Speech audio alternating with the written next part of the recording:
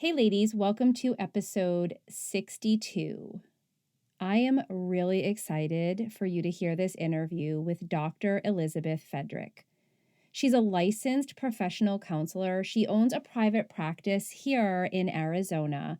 We actually met on social media, and I'm fairly convinced after this interview that we were somehow separated at birth. We really do see things very similar.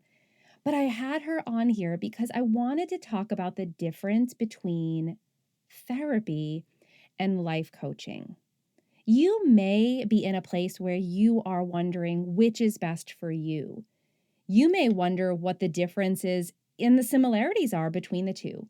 I believe this interview is going to clear all of that up for you, and it may even show you why I think the two of us are so similar.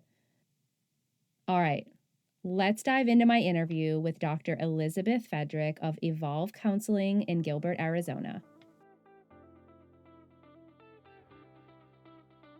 Welcome to the Health, Life, and More for Women podcast with certified life coach, mom of four, and just all-around lover of all things 80s, your host, Jennifer D'Amato. Buckle in. Let's get started. Well, welcome, Dr. Elizabeth Fedrick. Thank you so much for coming on the podcast today. Hi, Jen. Thank you so much for having me. I'm really excited to be here with you. I'm so excited too. I could probably sit here and geek out talking about psychology and the brain and therapy for hours. So we'll try to condense it today for everyone listening. If you would, before we dive in deeper today, would you just share a little bit about yourself, what led you into this work, and who it is that you serve within your practice?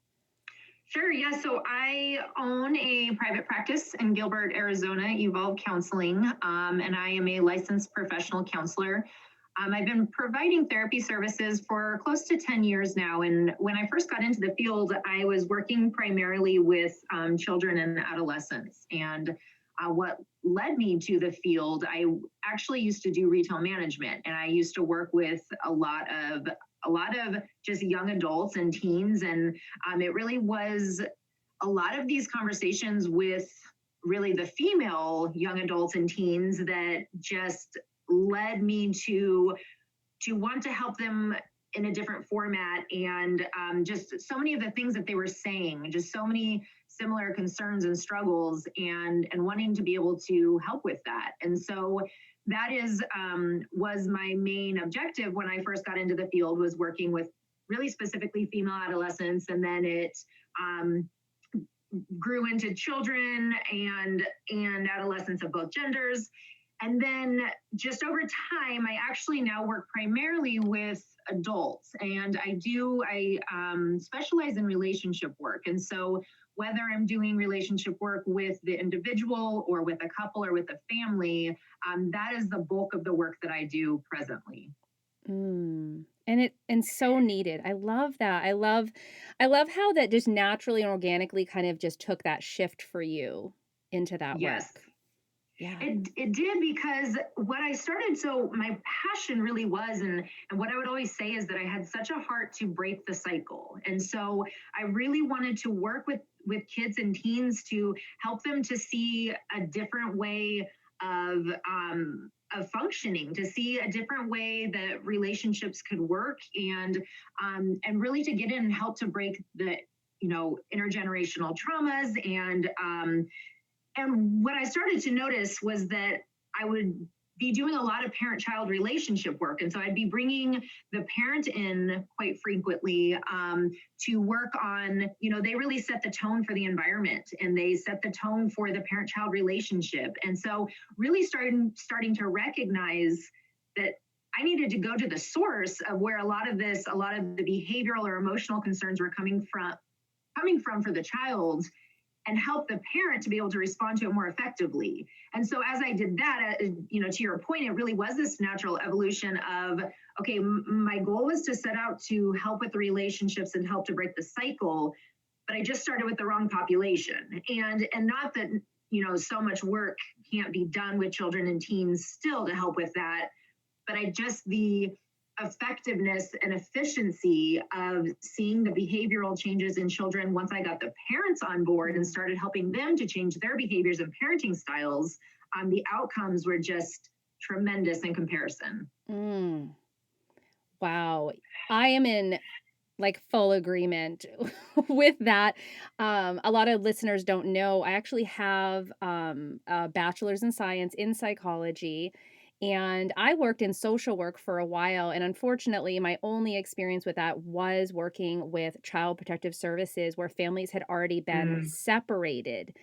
And the only hmm. time we saw like great success was when the parents were as on board, of course, as the child, whether it was a teen or preteen, toddlers, all of the ages that I worked with. When the Great. kids wanted that reunification, they wanted to be with their family. And when the parents were proactive and when they were present for the work, that's when Hmm. reunification happened. That's when amazing things happened for the entire family. Yes, that is so well said. And I worked with the same population just on the counseling side of it. And so when I used to do community mental health and I worked with a lot of children, that was the bulk of what we worked with was children in the foster system. And we would go into the foster homes, or sometimes, as you're saying, when reunification was going on, we would then go into the bio family's home. But you're exactly right. It's when we could get the buy-in from the caregiver to start to shift the way that they were responding to the child and being aware of their own traumas and triggers and how that influences the way that they parent. And when this self-awareness would start to occur, it would be huge changes in the way that the parent or the caregiver would respond to the child, and then ultimately the way that the child would then respond to the caregiver. Mm. Oh my gosh. Like I said, we could sit here and just talk about this the whole time. I mean, I'm I honestly, know. I'm so like into talking about families. I love when there's healing that happens. I mean, across generations. Like that's a topic Yeah. alone that we could really spend some time on. So I'm just going to make a note because maybe that's something we come back to and talk about on Yes. another I episode. would love that. Oh, I'm all for any healing that can take place. But I know Yes. that you and I had this wonderful conversation, and we really are a product of there can be great things to come from being on social media because that's how we met. Yes. Which I'm always like, I'm dogging on social media so often. And here I am just being reminded again that look at amazing things. Like, I don't think we would have met. I mean, I don't know, I can't predict all of that, but I don't think we would have really been able to connect in the way we have if we hadn't connected on social media because we do see the world, I think, very similar in the way Yes. we even see people interacting Hmm. with their world, with their surroundings. And we look at the thoughts. That's something we both love is looking at what people are thinking and believing and how that's manifesting and what's going on with their actions. And this really got us talking about the difference between therapy and life coaching. Yes. I would say, Yeah. would you agree? We both value both of them highly. Yes. Yeah. Absolutely. And they both serve such a unique purpose and a time and place for each. And hopefully, I mean, I think what we're going to be getting into today is just helping people to understand the difference, because there is so much value in each, and knowing which is the best fit for you is, or for your listeners, is going to be where the most effective outcomes are really going to come from. Yes. Oh my gosh, you just hit the nail on the head already. That's really what this is about, is what the outcome that is needed is really the most important thing for the client, for the patient, however you look at that, for the individual. Let's kind of go there right now and look at the differences. So if you want to highlight some things that you see as the biggest differences or just differences in general between therapy and life coaching. Sure. So the primary difference really with therapy, there is a lot of trauma work that goes on. There is addressing symptoms of anxiety and depression, and addressing general mood states, and it is really digging into how these previous life experiences have influenced our current belief system, and then how this belief system then impacts our thoughts and feelings, behaviors, and outcomes. And so with therapy, it really is digging into these past experiences, processing through them, really assessing how they're showing up today, and then making the necessary changes so that it stops getting in the way. Where with life coaching, it's hard to talk about the differences without also discussing the similarities, which we'll get into. That the life coaching is really about giving current tools and skill set and helping to process through, from my perspective at least, it's processing through like where that individual is today in terms of goals that they're trying to achieve, and even exploring what are some of the barriers and what are some of the things preventing you from achieving these goals, but then also being so future focused. And so it would be more of a solution focused approach that, this is where you want to be, let's figure out how to get you there. Whereas with therapy, we spend a lot of time even backing up to examining how the trauma or the earlier life experiences are creating those current barriers. Oh, I'm so glad you went there first, that this is something, and I think it needs to be very, very clear that life coaches, if they're not also licensed therapists, should not be working on trauma. Right. Like, absolutely. That's a red flag. If you have a life coach out there telling you they're going to help you work on past trauma, even just the past it all, that's really something where it flows into the work that I do, right? Like, you can't, where you are today is because of where you were. Right. However, the focus, and that's what, I love how you put that. It's future focus, it's solution focus, it's moving forward. Whereas with therapy, it is addressing so much of the past. It's not that the future isn't important. However, your focus is on the trauma. Life coaches should not be touching that. And when I hear that, of course, I cringe. I'm always like, ooh, hey, there's a clear line for me between, and that's really it. The trauma line is a big, like, bold, I don't know, in red line you don't cross. Yes, because it becomes so unethical, because the training that we have as therapists to work with trauma and to process trauma is it's unique, and it is we spend a lot of time in it and a lot of time exploring various modalities.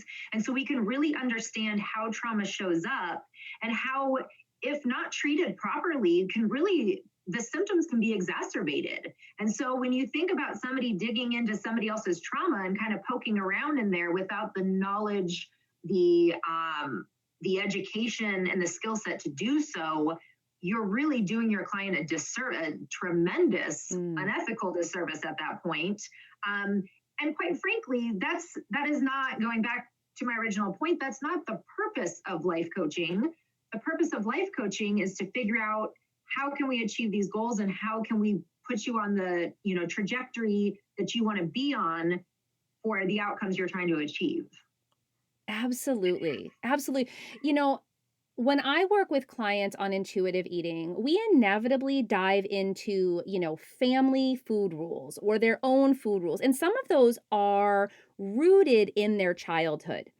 Now, we don't spend time in their childhood in resolving their childhood. Right. We acknowledge where they came from. It helps us do the work on our thoughts, and it helps the client start to identify things.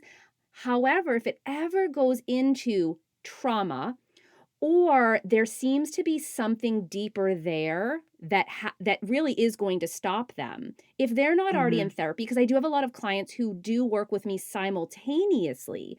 If they're not already in therapy, it's something where I have to professionally draw a line. Either we, just, it's very clear we're not going to go there, and here's where I suggest you go. or we're not going to go there and they move on from it. And if I see that coming up again, it's going to be that suggestion to go into that therapy needs to be done in conjunction. We can talk about moving forward. We're not going to just sit and reside in the past, though so many of my clients, I'm telling you, it's crazy to me how many of my clients do both because they want to be able to work on the stuff from the past. They want to be able to resolve. Some of them have, chronic anxiety. Right now, I'm Yeah. hearing a lot of depression going on. So they're working on those with a licensed therapist, but they also want to keep their future focus. And they don't have a therapist who does both. They don't have someone Right. kind of bringing in both modalities, which I get the feeling. I haven't been in therapy with you, but I get the feeling you see where both can kind of come into play within your own practice.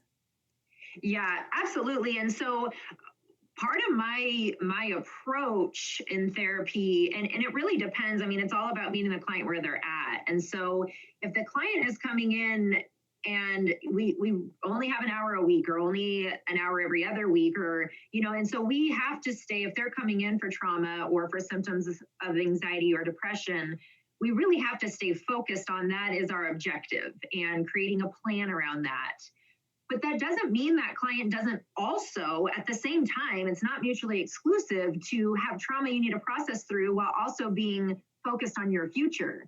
And I think that that's where the value of the simultaneous services come in, that, if somebody is coming in to work with me to process through these other symptoms and process through whatever the traumatic symptoms they have, but then they're still, at the same time, maybe they're working towards that promotion, or they're working to change present day behaviors to become, more productive, or whatever the case. And so I do think that there's value, that there really can be a partnership in those two services. Yes. I love the word you used, simultaneously. And I believe Yeah. that a lot of people want that. They want to be able to heal from the past. They want to work through the things that are really holding them back or consuming their thoughts Mm-hmm. while also being able to move forward in their day to day, to even Yes. be able to have a sense of future, to see themselves, you know, moving forward into the next part of their life. I love that there's such value on that within your practice, and that I know it's not unique to you, that there are some therapists who do see the value in that, and that could be something someone might want to consider when they are entering into therapy, is bringing up those kind of questions as they're meeting with a therapist for the first time. Do you ever notice that clients even would invite that type of questioning in, or is it something you might bring into when speaking with a new patient? It really just depends on what is going on for them and where they're at. I have brought up, because if we think about coaching even beyond life coaching, relationship coaching, and I have a good relationship with somebody that I met also on Instagram, and he does a lot of relationship coaching. And so or Dr. Morgan also does relationship coaching, and she's on Instagram. And so I've made connections with people who do all different types of coaching, and that most certainly does come up in session, whether it's life coach, relationship coach, even changing eating patterns, because part of my job is to ensure that my clients are resourced. And so it's not just about the hour that they spend with me, but what else can they be doing throughout the week that is also going to help them achieve their goals. And so that is most certainly, whether I'm recommending books or podcasts or these additional services, talk a lot about going to see a naturopath, or, I believe that true treatment and recovery takes place holistically, meaning that there are multiple components of it that come into place to really get the most desirable outcomes. Oh my gosh, we have the same brain sometimes. I love it. I could have told you that from all of our posts. We Right. have such a similar style online. Oh my gosh, I love when I meet someone who I'm like, "Yes, yes. Oh my gosh, yes, yes." I love it. So, let's just kind of take that shift then to the similarities between, Okay. therapy and life coach. What do you see as those kind of interconnecting points? So, equipping our clients with the tools that they need to function more effectively and to reach their goals, I would say is a primary similarity between the work that we do. Um, Ensuring that even when we talk about thought process and challenging mindsets and providing with tools and resources that it's not just about these short-term outcomes. It's not about whatever they're trying to achieve in that moment, but that we're really equipping them with these lifetime tools. Mm. That whether it's teaching them how to challenge perspective, how to set boundaries, how to say no, how to get themselves to get up and do the exercise that day, whatever it is. But that I think that is one of the primary similarities is how we equip them with the tools and skill sets that they need to carry this through a lifetime and not just present day outcomes. Yes, yes. I Would you always agree that? Oh, go ahead. No, I was just going to ask, would you agree that that is one of the objectives of the work that you do? Yes, I believe the greatest success for me is when a client feels ready to be on their own.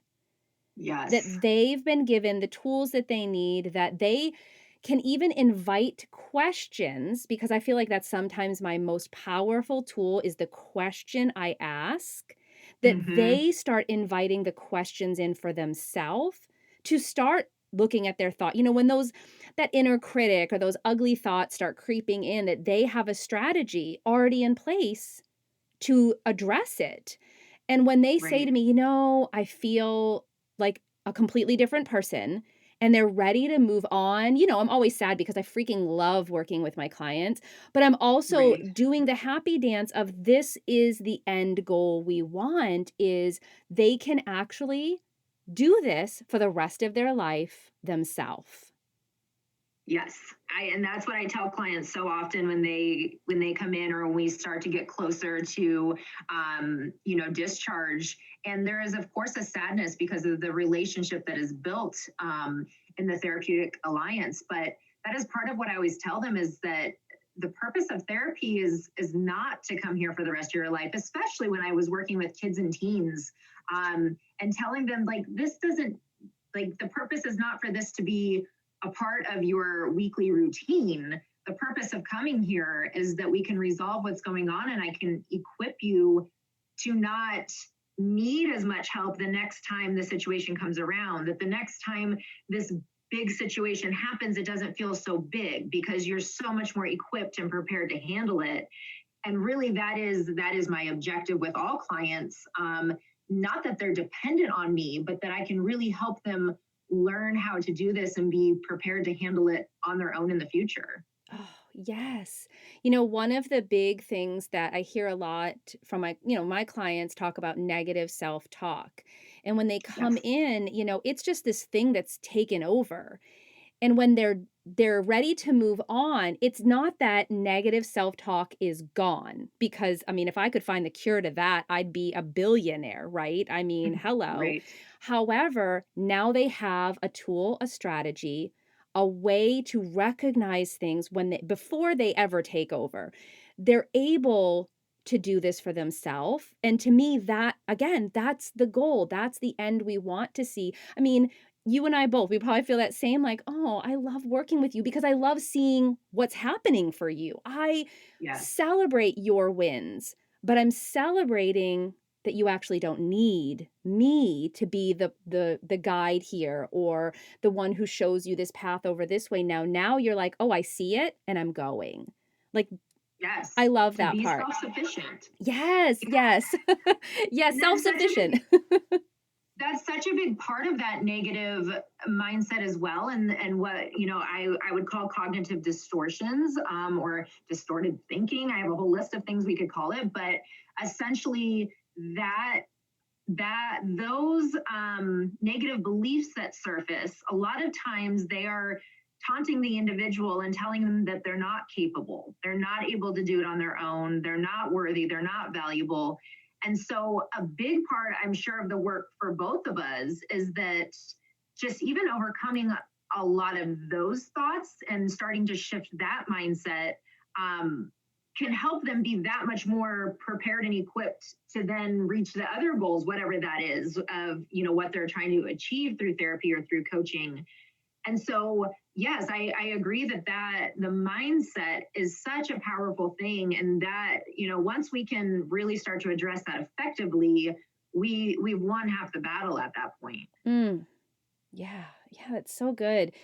I'm curious if you were sitting with someone who's, curious about, gosh, do should I be going into therapy or should I hire a life coach or, a health coach or, a business coach, whatever that is, that they're just sitting there in that debate process because they're just not sure.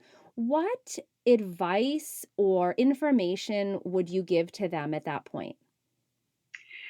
I think that would be really hard to, first of all, checking into what are they hoping to achieve. And Mhm. so, and that's the conversation I have at every intake is, what are your goals for being here? What are you wanting to achieve? And depending on what that is, so my work specifically as a therapist, not speaking for the whole field, but I do a lot of, as my bio says, a lot of the general self improvement work. And so when I have clients who come in and that's their objective, I'm happy to help with a lot of that. And inevitably, I am going to dig into childhood and those things. But when somebody is that's maybe, I've had clients before say, like, this is my goal, but I'm not willing to talk about my childhood. Um, a lot of times that type of population where, of course, in my therapist brain, I'm like, okay, what's going on that you don't want to talk about your childhood? And of course that just, I want to talk about their childhood at that point. Um, but somebody that is like, I'm not looking to process through old stuff. I'm really looking to move forward, or maybe even more people who've done therapy for a long time. And so maybe they've worked through a lot of their traumas and a lot of mood states, and they're really they're future focused and solution focused. And I think that that's a good way to kind of decipher, if a coach versus a therapist would be more effective. And like you said, whether it's a business coach or a health coach or relationship coach, it's really all dependent on why are they there, what are their goals, and what are they hoping to achieve from this service. Hmm. Very insightful.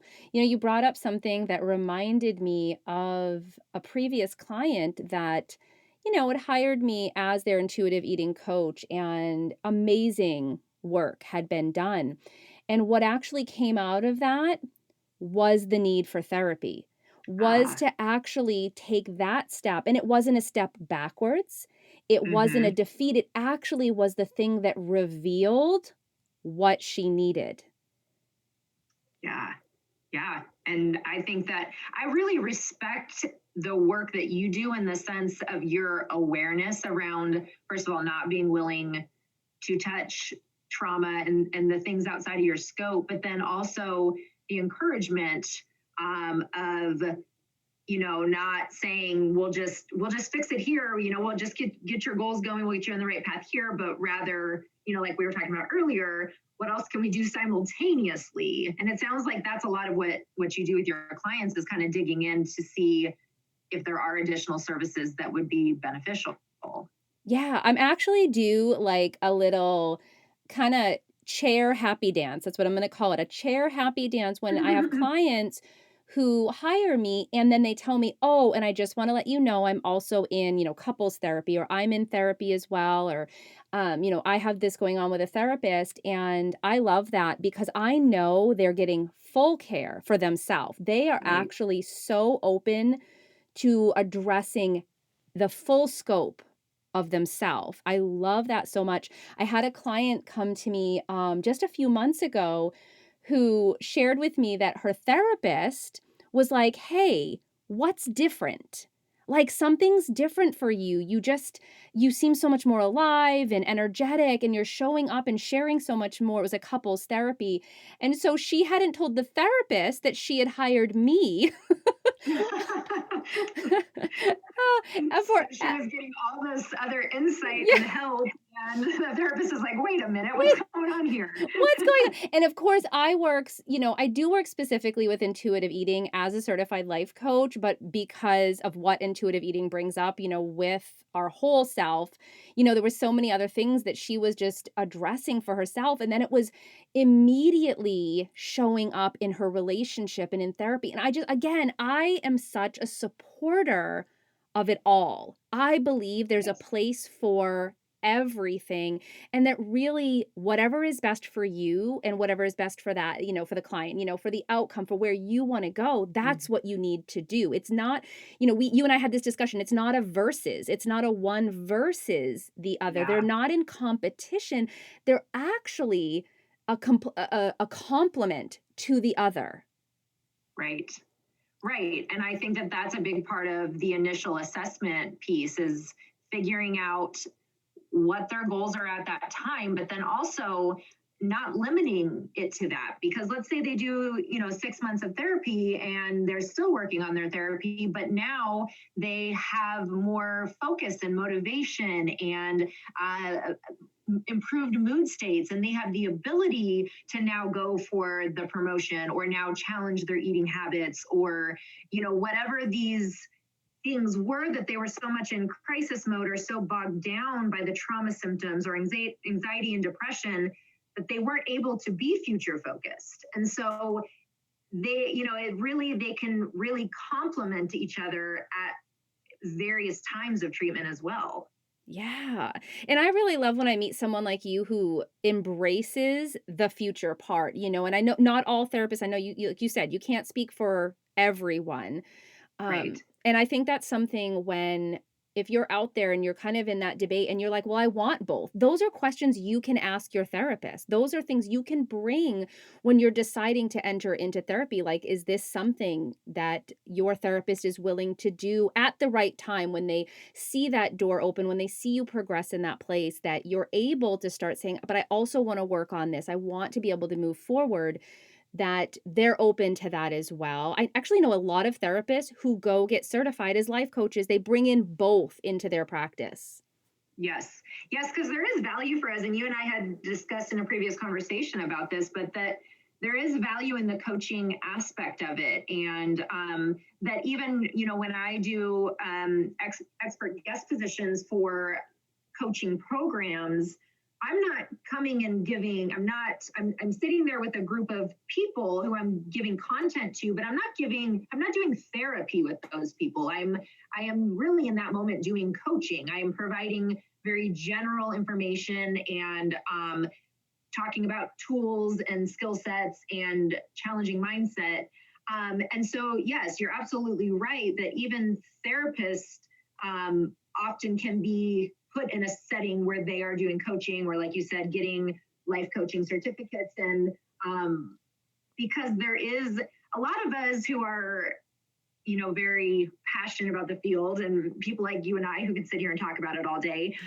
We do look at it from a much more holistic and broad standpoint, that therapy is not just limited to this, and life coaching is not just limited to that, but people are so much more complex than that.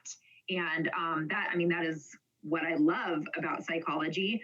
But that is also what I bring into my treatment approach, that not everyone is the same. And so it does have to be eclectic and it has to be unique and really meeting the client where they're at.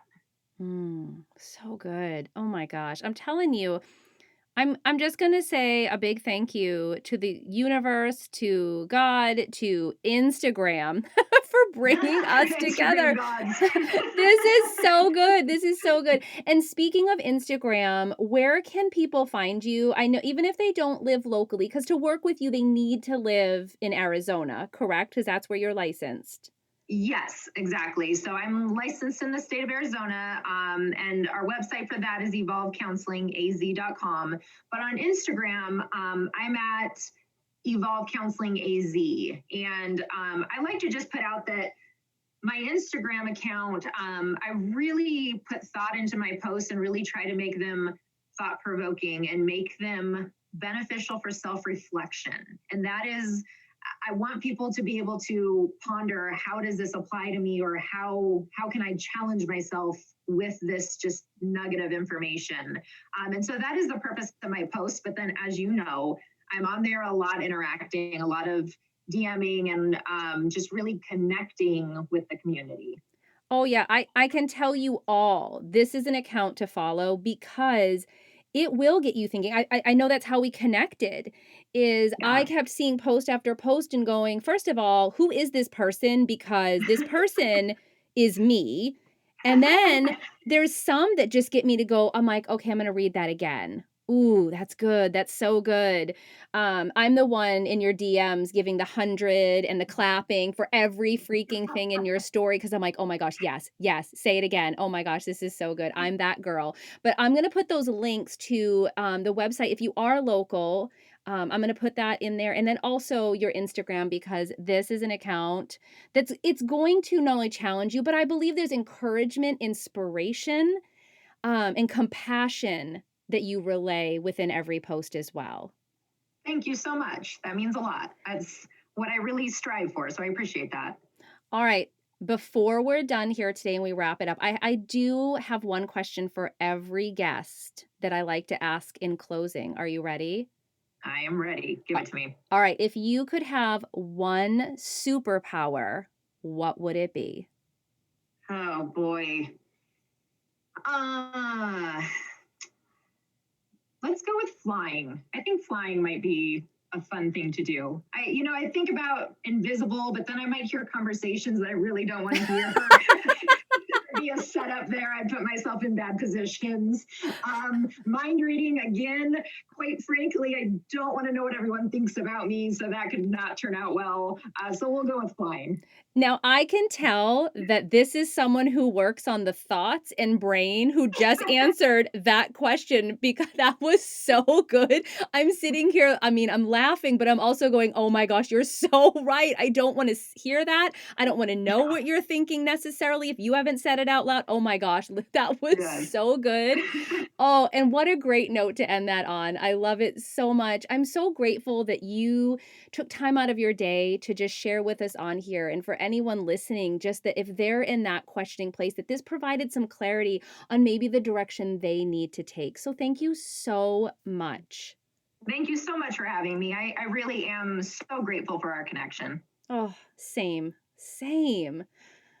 Hey, ladies, I hope you enjoyed this interview today as much as I did. I am pretty sure I could talk all day with Dr. Fedrick. We have so much in common. Anyway, I want to make sure you know that if you head into the show notes, not only can you find her website and her Instagram, but you can also find the direct link to my First Steps to Intuitive Eating guide. Grab that resource today. I believe it can be the aha you've been waiting for.